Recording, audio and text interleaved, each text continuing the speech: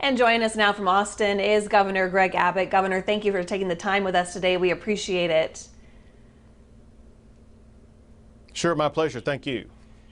Let's talk a little bit about this mandatory mask order. It's been in effect for about a week now. Is it too early to tell if it's making a difference? And are you satisfied with Texans? Are they complying and taking it seriously?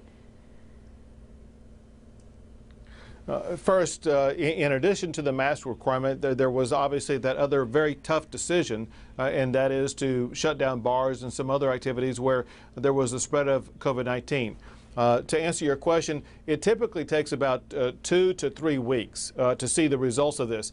I have received some anecdotal information in some of the larger cities where they think that they are seeing some positive results from the mask requirement. That said, I understand this, and that is the decision was a tough decision to make on Texans, because I know that Texans typically don't want to wear a mask, but I know this also. And that is because of the rapid spread of COVID-19, especially the way that you're seeing a spike in Lubbock in the people testing positive, in hospitalizations that's taking place across the entire state of Texas. If we do not adopt this best practice, it could lead to a shutdown of businesses. That's the last thing that we want to see. We cannot tolerate another shutdown. Hence, what people need to do, people do need to adopt this practice of wearing a face covering, knowing that the doctors and researchers here in Texas have shown that it is the best safe way that people can go to work without spreading COVID-19. All right, so if things don't get better soon and the numbers continue to rise, what's the next step, Governor? We will look strategically based upon data that shows any types of hot spots where COVID-19 may be spreading. So the next strategies are these. One is to continue to convince the public that wearing a face mask is the safest way that they can live their lives now until therapeutic drugs become available. Understand that in just a month or two, there's going to be an additional therapeutic drug by Regeneron that will help be able to treat people who test positive for COVID-19, and that will be a very positive step. We need a bridge between now and then, and that bridge is for people to wear face coverings. That said, in addition to that, just like we were able to determine that there was a spread of COVID-19 in bar settings, as we get additional information in from doctors and public health authorities, whether they be in Lubbock or elsewhere, we will learn other areas where COVID-19 may be spreading, and if it's the case, it may be necessary to shut down operations like that. And Governor, you had mentioned just a second ago about the hospitals. You ordered some hospitals in West Texas to postpone elective surgeries to free up the space for patients with coronavirus. And now Lubbock was not part of that order. Do you anticipate having to do that here in Lubbock County? You know, right now our decisions are based upon the percentage of ICU units that are occupied by COVID patients.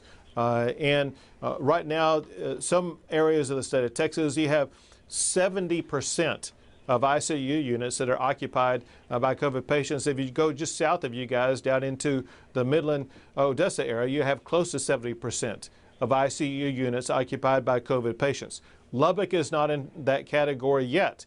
However, if current trends continue for another week or two, the ICU units in the Lubbock area will become compromised. And as a result, that's why it is so important for people in the Lubbock region to make sure they do adopt this practice of wearing face coverings so we can slow the spread and keep your hospitals open. You know, State Senator Charles Perry, who's from Lubbock, is requesting a special session so lawmakers can have input on how we move forward in Texas as the cases continue to climb. What is your reaction to that? It's so important for the public to know that lawmakers have constant input on all of these decisions, and know that your audience needs to know that I work on a daily basis with both the Lieutenant Governor and the Speaker. There are decisions, for example, with schools. Those decisions are not made in isolation by just me.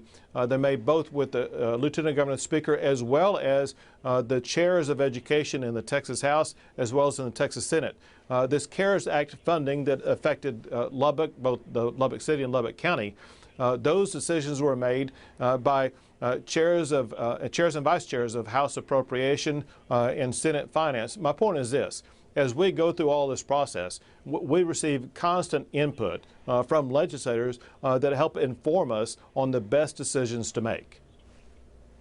And, you know, school's going to start back up in just a few weeks. It feels like a lot of people and parents around Lubbock are worried about sending their kids back to school. Are you comfortable with the back to school precautions being taken, and can you understand that some parents might refuse to let their kids go back into the classroom? I can completely understand concerns that parents would have, and that's exactly why what the plan provides is parental choice.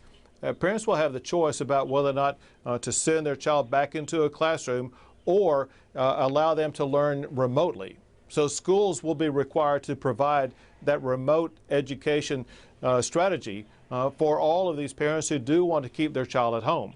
And so we want to ensure that both parents as well as teachers and students they feel comfortable with the safety standards that have been implemented and give them this time period where they can continue to learn from home with live interaction with their teacher through things like Zoom. All right, one last question before you let you go today. You know, the weekend is here. Some people might be going out to enjoy a family meal with their families this weekend or tonight. How comfortable are you taking your family out to have dinner at a restaurant right now?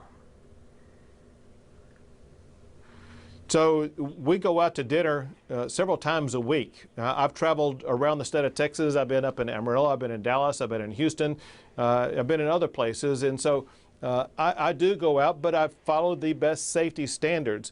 But also one thing I observe into the restaurants that I go into, for example, and that is the restaurants are employing the best safe strategies. As long as restaurants and other businesses continue to do that, we will make sure that they will be able to remain open.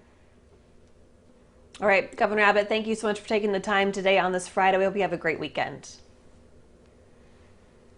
You too, and be safe.